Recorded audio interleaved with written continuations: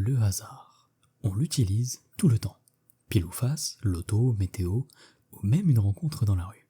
Mais est-ce que le hasard existe vraiment? En fait, ce qu'on appelle souvent hasard, c'est pas du vrai hasard. Prenons une pièce. Si on connaît la force du lancer, l'angle, la masse, l'air, eh bien à ce moment-là, en théorie, on peut prédire le résultat. C'est ce que l'on appelle un hasard déterministe. En réalité, ce qu'on appelle hasard, c'est souvent juste de la complexité. On ne connaît pas assez les conditions initiales, mais avec assez d'informations, tout est calculable. En revanche, il existe un autre type de hasard, un hasard que même les lois de la physique ne peuvent pas prédire.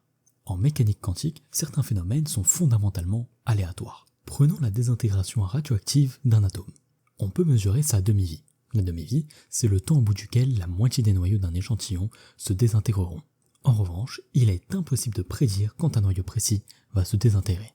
Par exemple, pour l'isotope carbone 14, sa demi-vie est de 5730 années. Ça veut dire que, au bout de 5730 années, la moitié des noyaux se désintégreront. En revanche, il est impossible de savoir si un atome va se désintégrer dans 1 seconde ou bien dans 1000 ans. Ce n'est pas qu'on manque d'informations, c'est que cette information n'existe pas. Le hasard est inscrit dans les lois mêmes de la physique. C'est ce qu'on appelle un hasard fondamental. Alors, la prochaine fois que tu parles de hasard, pose-toi cette question. Était-ce un hasard apparent ou un hasard quantique ?